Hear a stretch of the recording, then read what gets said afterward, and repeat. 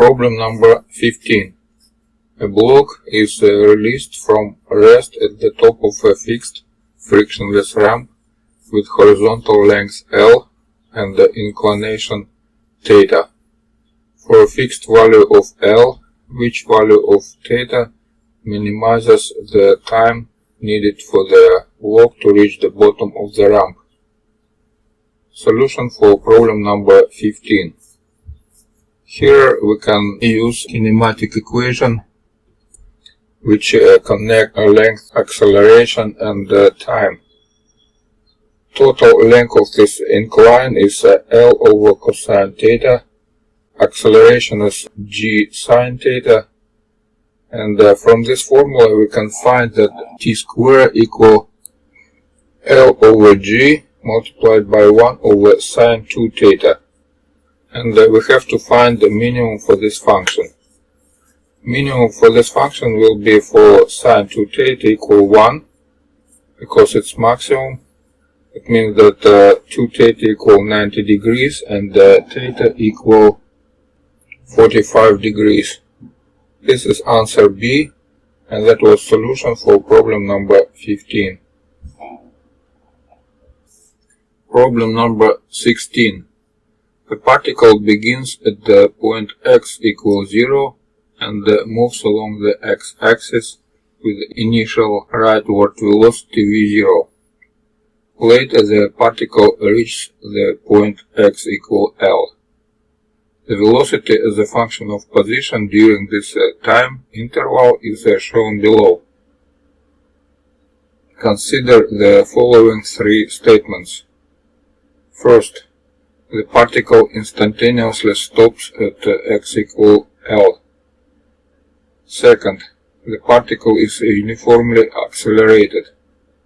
Third, the particle could be performing simple harmonic motion. Which of these statements are true? Solution for problem number 16. Let's check all three statements. First, the particle instantaneously stops at x equals L. This is correct because when particle reaches point L, it will stop and it will not move further. So first is correct. Second, the particle is uniformly accelerated. For uniformly accelerated particle, x behaves as a parabola and v behave as straight line. So it means that v as a function of x cannot be straight line. Third, the particle could be performing simple harmonic motion. This is not correct because simple harmonic motion, if displacement behave like sine omega t, velocity behave like cosine omega t. And dependency of velocity from displacement is not straight line. So it means that correct answer is A, only first one. And that was a solution for problem number 16. Problem number 17. In a certain country, the short hand of a clock is exactly half as long as the long hand, and rotates twice for each rotation of the long hand. The 3 points shown on the clock hands have acceleration of magnitude AA, AB and AC. The point B is at the midpoint of the long hand. Which of the following is true? Solution for problem number 17. Let's a length of short hand is small r, and the angular velocity of big hand is omega. Total centripetal acceleration equals omega square r. So it means that for point A we have acceleration equal omega square multiplied by 2r, which is 2 omega square r.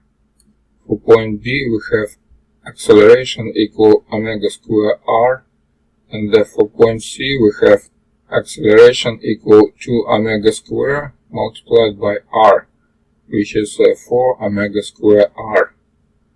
And from here we see that AC is greatest, next one is AA, and lowest is AB. This is answer C, and that was a solution for problem number 17. Problem number 18. A factory's smokestack continuously produces smoke.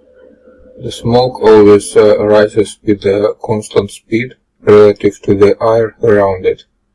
Suppose that the air was initially still, then abruptly started blowing to the right, then abruptly became still again for some time.